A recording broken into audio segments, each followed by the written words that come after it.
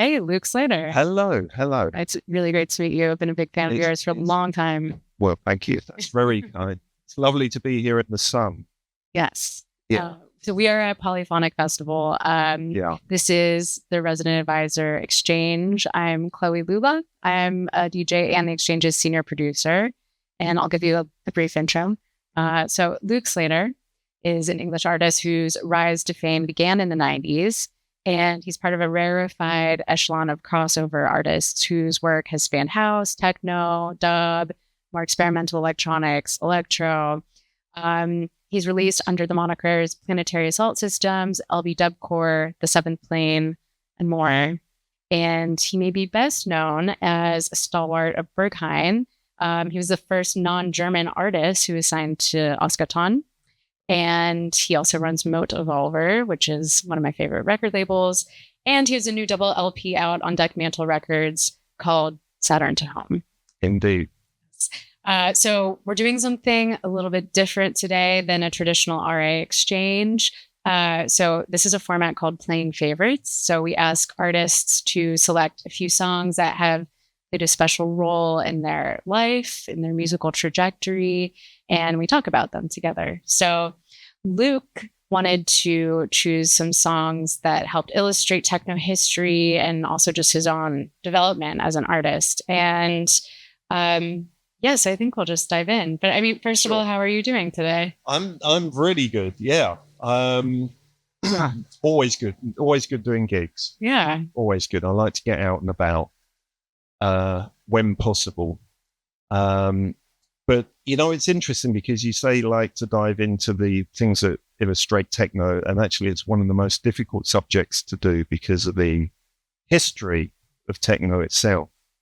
Not just my history, but the history of the genre, which goes back such a long way. So, it's taken some vetting to try and pinpoint some moments that, have been important for me, but also I think just relevant to the progression of the music. So, hopefully we've done a good job. I think you did a very good job. Yeah. Oh, thanks. Yeah. So the first track you picked out is the Sonic EP. So the Sonic EP was released by Underground Resistance in 1990. Yeah. What can you tell us about this song and what makes it so special to you? Or the EP, rather. Yeah. Well, I mean, this is a difficult... I think Underground Resistance are, anyway, to a lot of people, relevant to what happened before. And there was a point of relevance for me where this particular EP made a really big difference to how I thought about music. And that's why I wanted to pinpoint this particular one rather than actually going for something they've done or Mad Mike's done that's been more popular or more common to come up with. The thing was, I mean, when that EP came out in 1990, and just that was kind of at a point where I finished my residency at Heaven in London, and I wanted to start working on music, but it was too early for me to do. I didn't have the capability or the equipment to do that. And when they released this record, there was two elements of it that just, I think they used to have a saying. They used to have a saying, it's music for those who know. And that really caught my attention because at that time, techno wasn't really a mainstream event. It was very, very underground. And that EP kind of had these elements of funk and communication and spaciness and just very much out there. And it kind of, I understood exactly how those tracks went together. And for me, that was a real pivotal point where I felt like there was something for me to get into and take from that going forward. So if you listen to the tracks on the EP, they're not really rave tracks. They're more club tracks, but they got a lot of soul. They got a lot of soul, they got a lot of groove, but there's this element of out there-ness, of spaciness, of otherworldness. And that totally captured my imagination. So I think out of all their releases, that for me, that is a very important release that had a big effect on me. Yeah. They've done some amazing stuff, but that for me, that was the seed.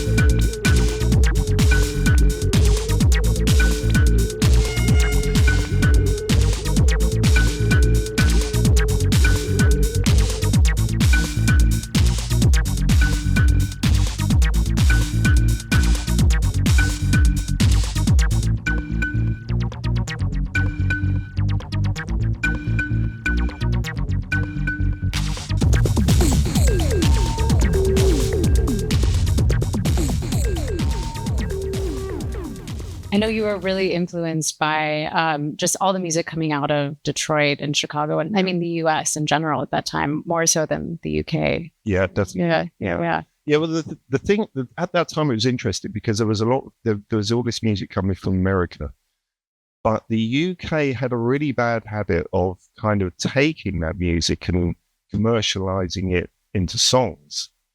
And if there was an EP from the States that had 4 cuts on it, the UK would always take the commercial cut and leave the rest of the tracks behind, even though a lot of those tracks are the ones that were getting played. So I kind of veered away from what the UK was doing at that point and just focused really on what I liked, which at the time was most of it was coming from the States. Mm-hmm. So you were DJing a lot of Heaven, but I read that it was when you first heard Clear by Cybertron that you actually wanted to start making your own music. Is that right? Clear by Cybertron was originally on Crucial Electro compilation album in, 1983, something like that. So that track was mixed in with all the other hip hop electro at the time, which was a huge influence on me.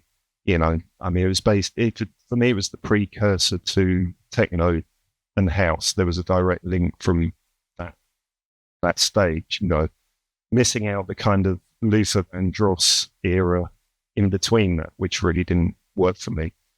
So when Clear was really different because there was a lot of hip hop electro with rap in it, but Clear was this kind of futuristic, cold electro track that was very different from the others. And it wasn't until sort of in later years that,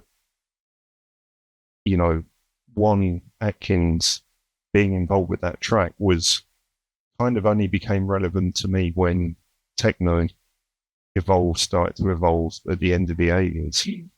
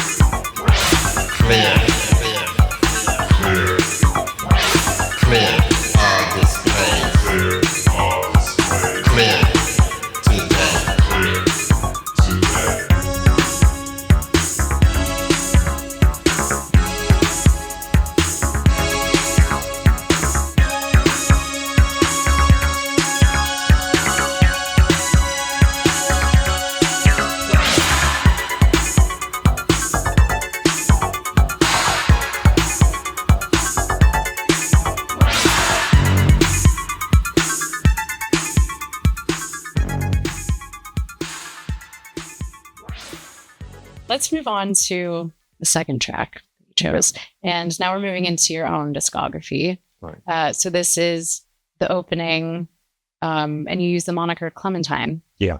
So I actually know this track because CJ Boland put it in his DJ Kicks mix. Really? Okay. Yeah, and that was the first ever DJ Kicks mix in the series. What can you tell us about this track? Well, what was happening at the time, I just started to make music, really. And was it 1991, 90, something like that. And what happened at that time was basically Jack's Upbeats from Holland were a very important label at the time for techno, early techno. And I reached out to them to release something on the label. It's kind of really important, really a very important label that represented techno at the time. But that song, that EP, this was basically me in a very small room with an S950 sampler and a very old mixing desk and a couple of effects, and even everything is sampled on it, everything. Really minimal equipment. So this was before any kind of options on what you could do. So you had to work really, really hard to create something with what you had. I think the thing about that track for me, if I look back now on that, that's basically how I started in a very minimal, low-key setup with samples. Even the 909 is all just samples. It's on a floppy disk. Everything is like really the start. There was no options on equipment. But what I did know and what I liked at that time was this kind of transporting your mind into some other place, because what I wanted to do was get away from where I was at. People kind of romanticize the 90s, but it had its good points, but it was a rough ride, the 90s. There was a lot different about it. It was a very free time, but it was also a very tough time in parts. And around that period, it was about escapism for me.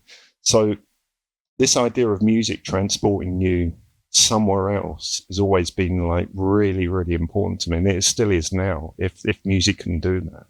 If it can really grab the heart, that's job done for me. That's really, really important. So I think for a really early track for me, that's a really good representation of where things kind of progress later on with different records. And if we look at the new LB Double Corp album, there's elements of that way of thinking still involved in what I do, and it's still really important.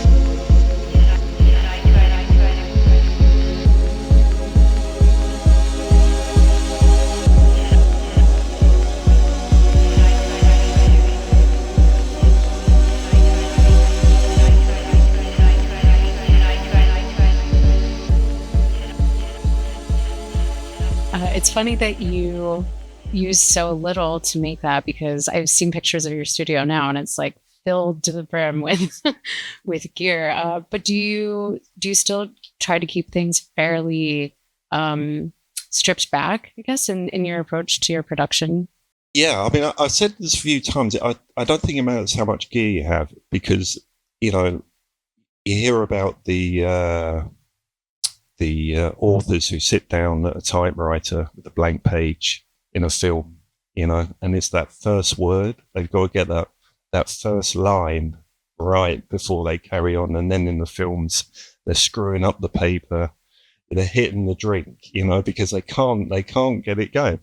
Because at the end of the day, I think writing is not to do with equipment. It's to do with your head. And unfortunately, I don't think we really have control over this as much as we think. So for me, I'm a slave to what goes on in here. And if there's a moment and it's there, I've got to get it down quick. And everything is very fast. Everything is very quick. The actual creation bit for me has to be really quick. And it's like in and out. That part of it is very quick. The stuff that comes afterwards can roll on for a long time. But the actual creation of something has to be, it has to capture something, So yeah, I never really thought equipment was the answer. It's great. I love technology. I mean, I love gear, but I don't think it's like the answer to writing. I watched a video that you did recently where you were just giving a little tour around your studio, and you said something about how you wanted to show the messiness of creation, which I think is so accurate. Like anyone who does any kind of creative work, it can be torturous, I think, getting to the end product. So let's move on to your third track. Should we talk about temporary suspension? Yep. So this was a Planetary Assault Systems track, which came out in 2009.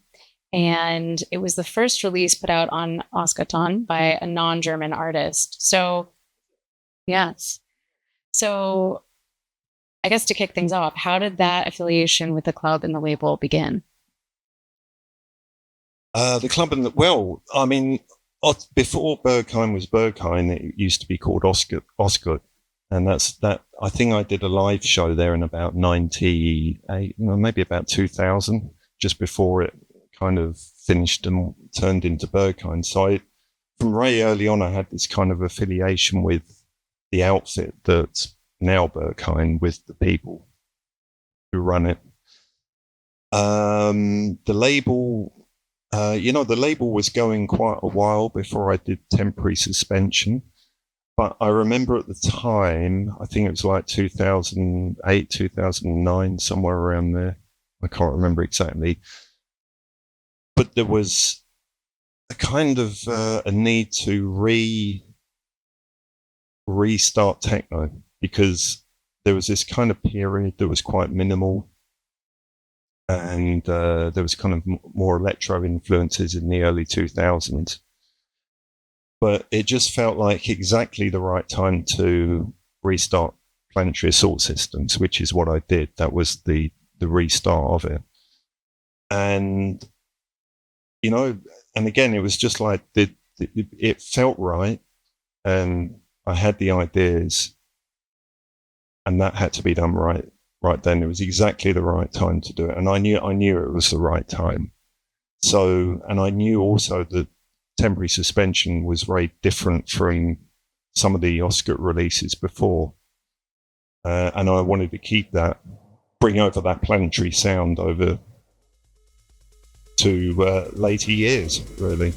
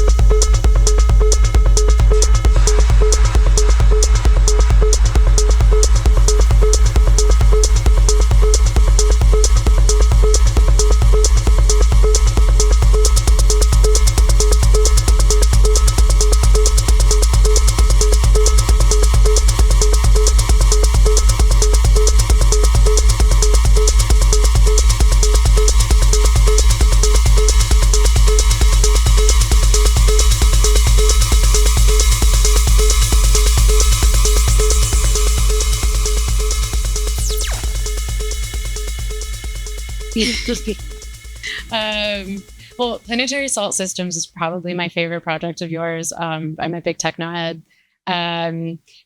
When you put together this EP and also when you put together live sets for that space, do you have Berghain in mind? Like, do you create sounds for that kind of space?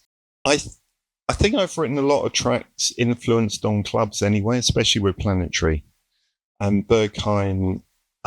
Yeah, I mean, I think a lot of the music was inspired by the club, by the feeling in the club. It felt like home, and it kind of still does. But a lot comes from that. I kind of get influenced a lot by what I do. So different places I play and places, just whatever I'm up to tends to kind of feed back into the music. I'm a bit like a collector, so I'll go around doing stuff, but I'll pick things that I come across, ideas, senses, smells, little snippets, little, I'm always recording things on a phone, just noises. I was in, where was it? I was in somewhere in Spain recently, and there was a couple of guys on some drums in a park, and I had to record a bit of that, and I think that's a great thing about technology now. You can kind of walk around and get pretty good recordings of stuff, and about anything, kind of feeds back into what I do rather than the other way. So anything I do, I try and bring it in from the outside rather than internalize it. That sounds a bit deep, but that's kind of a way of bringing in different ideas.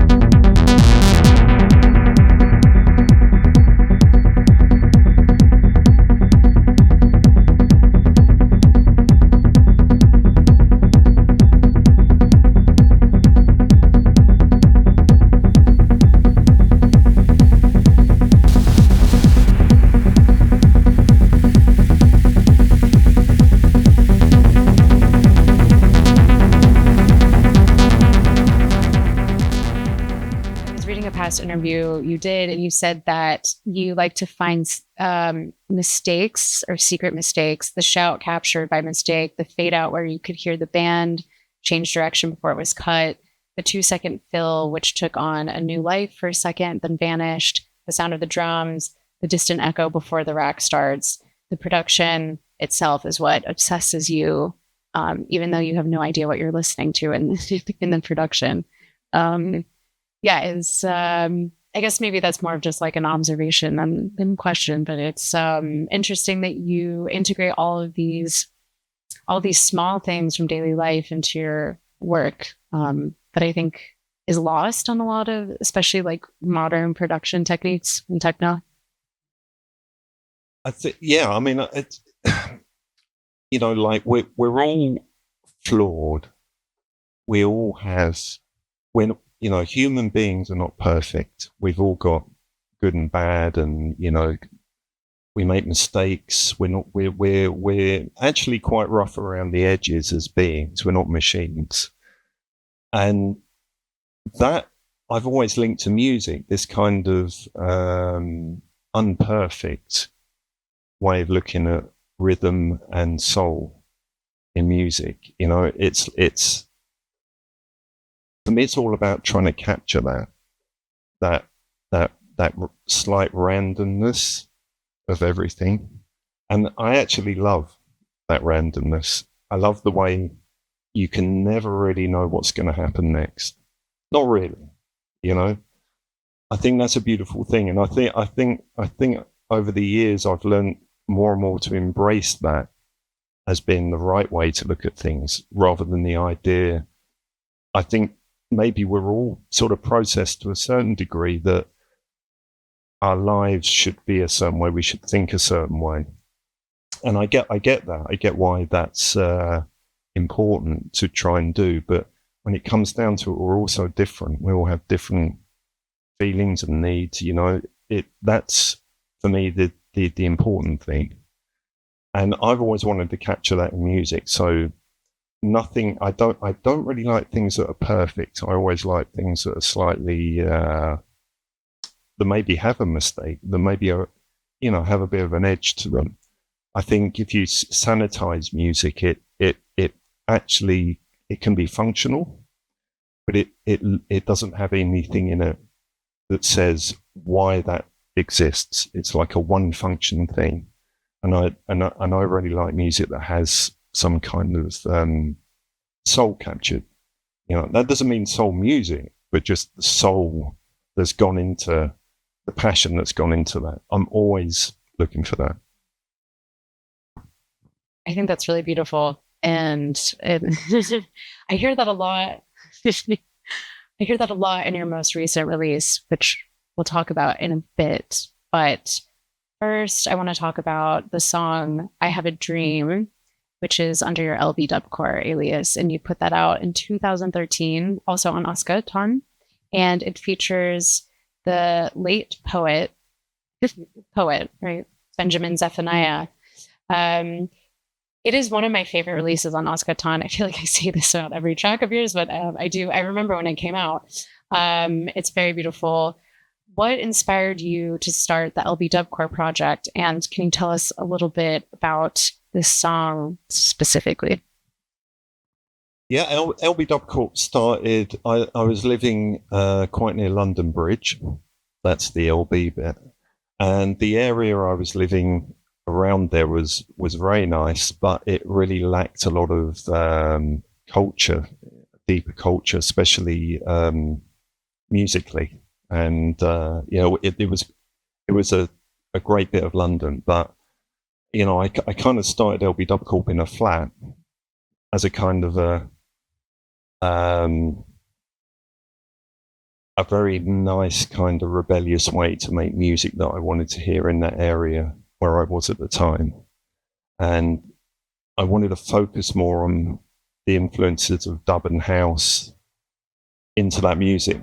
I mean, really, it started as a very quick pastime, as an alternative to Planetary Assault Systems. For LB Dubcorp's always been a kind of a sideline project for me. It's not the project I'm most known for, but it's always been really important to me. And when I did that album on Ostgut Ton, it was kind of the first steps into, I wanted to start to incorporate poetry.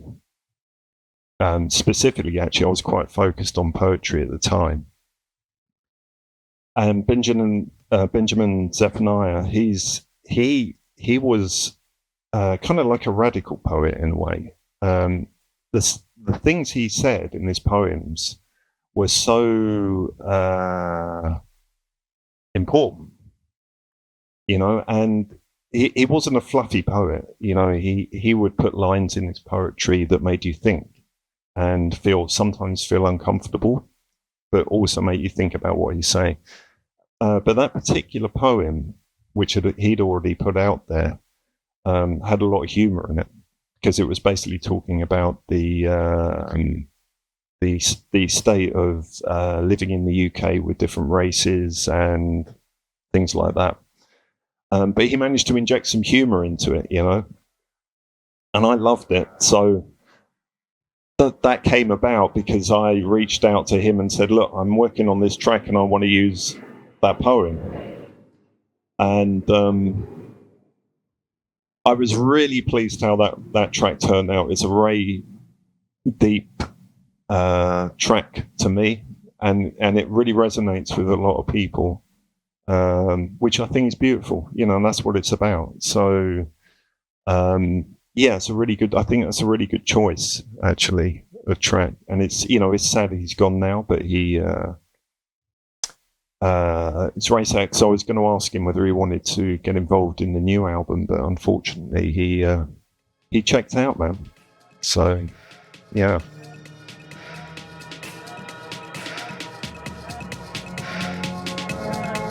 I see a time when the President of the United States of America will stand up and say, I inhaled and it is kind of nice, so rewind and come again. Immigration officers will just check that you are all right, and all black people will speak Welsh. I may not get there, my friends, but I have seen the time. I see thousands of muscular black men on Hampstead Heath walking their poodles, and hundreds of black female Formula One drivers racing around Birmingham in pursuit of a truly British way of life.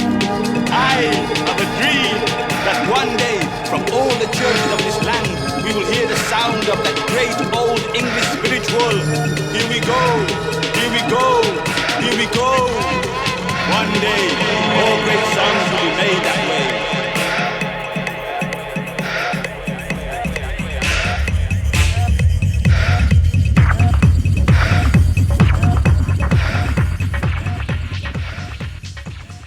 I'm glad he made it onto at least one of your works. And you put out an RA podcast around the same time, and you wrote that in the accompanying interview, I've always been a fan of Cooper Clarke, Benjamin Zephaniah, and looking at modern street level poetry. Can you talk about what street poetry is, and are you still an avid poetry reader or writer? No, I'm like pass on by poetry. If it comes on my radar, and it, John Cooper Clarke's already he's another one. He's just a real character in himself, and I think what he's done over the years has been he did this great track called Chicken Town, which was about up north in England. It's just priceless. But I'm not a serious poetry reader, but I've always been quite a fan of street preachers, of people who take to the street, and even though I might not agree with what they say, and especially now outside of social media where it's easy to say what you want, but people who actually go out there on the streets and just shout about or say whatever they want, I think that's really important, and actually takes a lot of guts to do. So, and actually that's a good segue, because if you look at the track Only the Good Times on the new album, that actually came about from me wanting to visit a street preacher in Eindhoven in Holland called Arnold Cox, who was kind of a local celebrity in Eindhoven. He'd spent the best part of his life sitting in a wheelchair in the middle of Eindhoven, spreading his message. And I wanted to go and check out this guy, see what he had to say. And he wasn't doing the best when I came across him, but he just had it down to one line, and that line in Dutch was Only the Good Times. He was saying it in Dutch, and I managed to sample him on my phone. And I just thought at the time, that's a really good message. I'm gonna keep that and do something with that. Just collecting bits. When I started writing Only the Good Times, right in the middle of making it, Arnold died, and so the track took on this kind of totally a totally new meaning. It was almost became like an ode to Arnold, and it got so emotional. The emotions after writing that track were off the. I cried after that track, man. I did. It was seriously moving. And not every track I write has that effect. So there's a lot of meaning gone into Only the Good Times, and I think it's a really great message. that became a kind of a pivotal track for the album. Actually, I think the album without that track wouldn't be complete. It was a very important track for the album. Well, yeah, and let's talk about the album. I was listening to it last night, so it just came out on Dekmantel, and it's really cool. It's when you talk about injecting some soul and personality into your music, like I really hear it, especially with this project, because you're also doing some live drumming in a lot of the tracks. Let's see. It also pays homage to a lot of the cultural influences that shaped your trajectory. So jazz, new wave, house, and dub.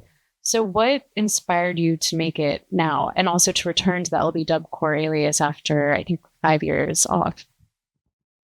Well, once I'd made the decision to do new LB Dub core, one thing that was really apparent to me is that I couldn't cheat anyone on this.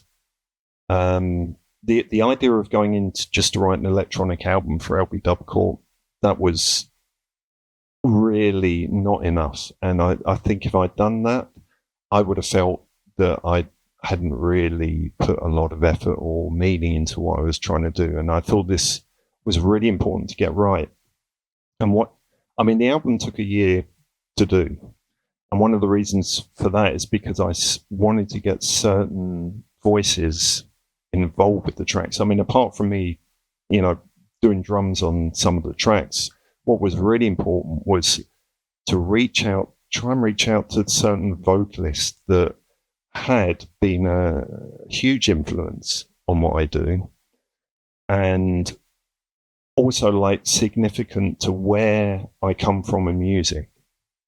People like Robert Owens have been part of shaping my career and my head, because when he was singing on the very early house records, before I was making music at all, that voice combined with the music that was behind them, tracks like Donny by The It, which was a really early production with him singing on it, totally shaped my concept around house. So for me, he's like the royalty of house with vocals. He's the originator. So soothed. Wrapped up in this overdose of love. You got me, heart, mind, body, and soul. Oh baby, you encapsulated me. You've gone beyond belief.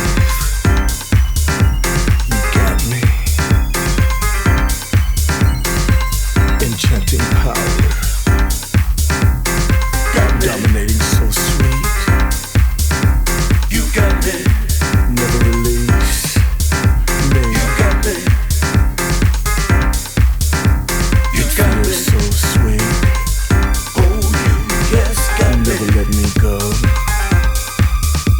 You got me, you got the control.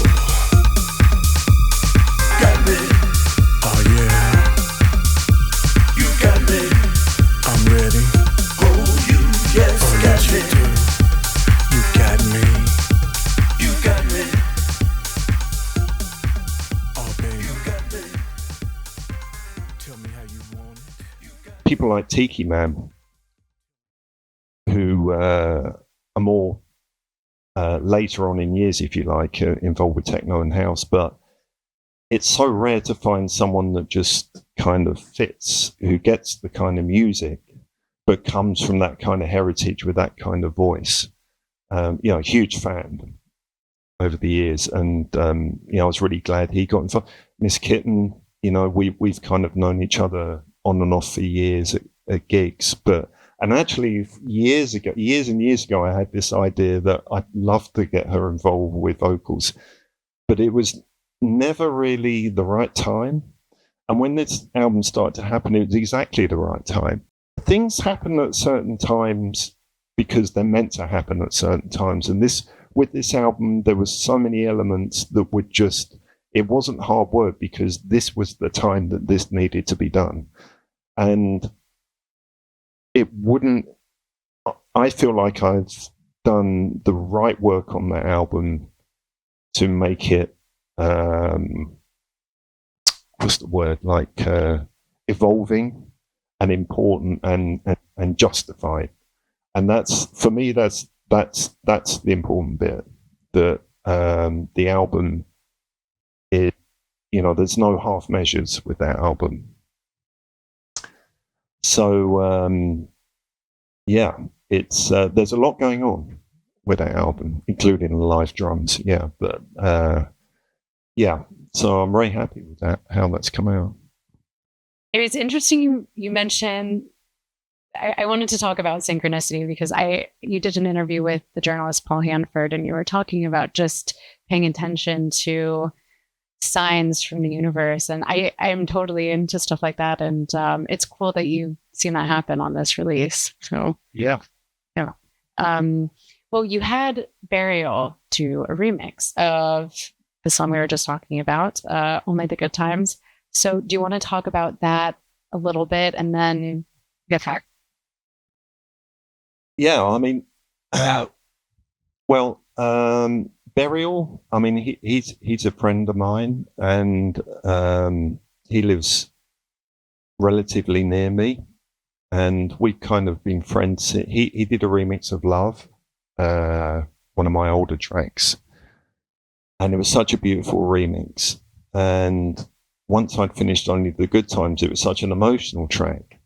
I thought, wow, I'm going to have to ask Will whether he can tackle this, because he's like the master of emotional music.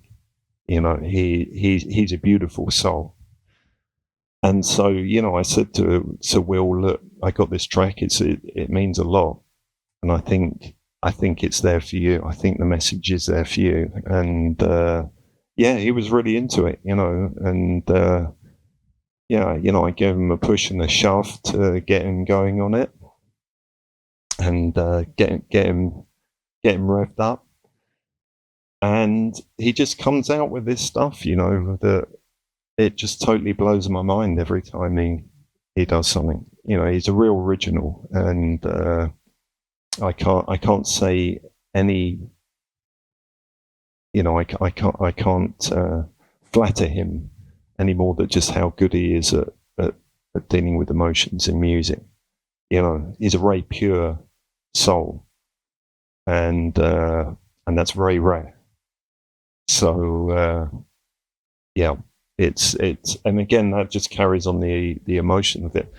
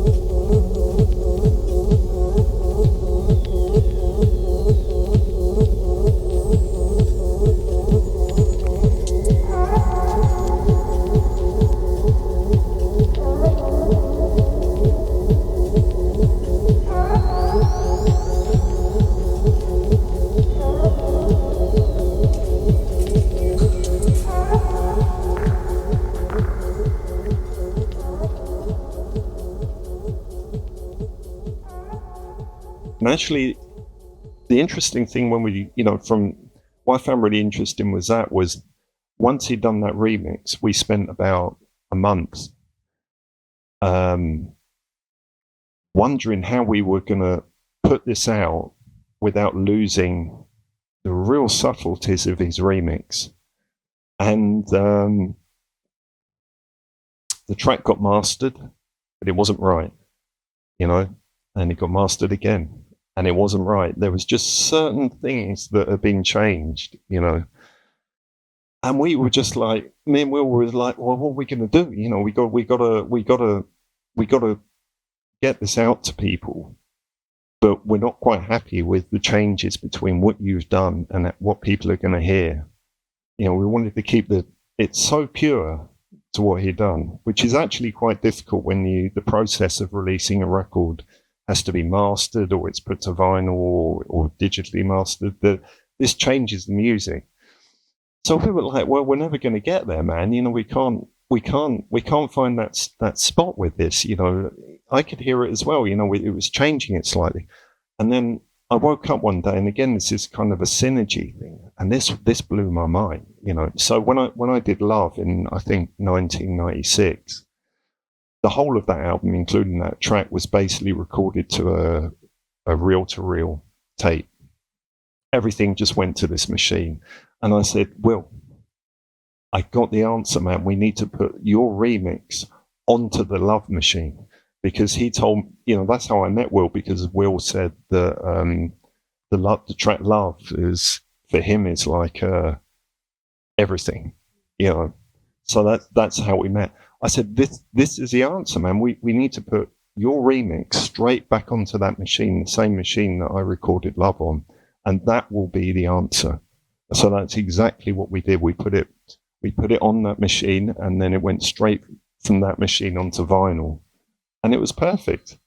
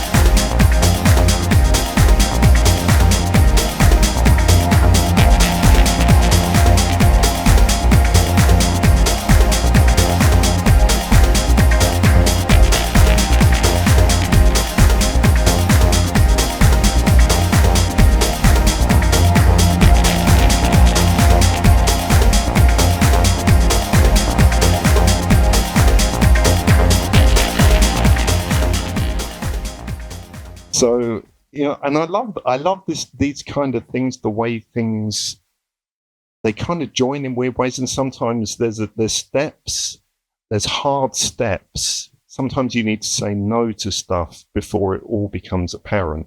You have to take the harder road. And that was one of those things that we had to wait until that got solved in that way.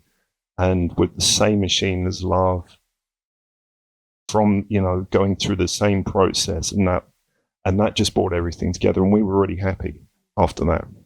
Well, Luke Slater, it was great talking to you. Great.